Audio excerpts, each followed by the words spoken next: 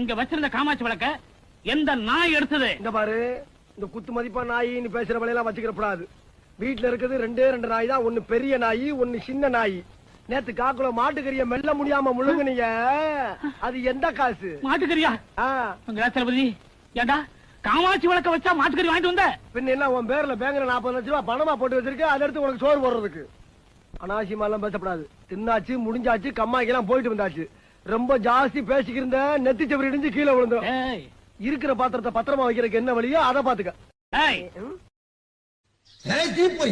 இப்ப நீ ஆவேசப்பட்டு வெளியே போல சோத்துக்கு பிச்சை எடுக்கணும்.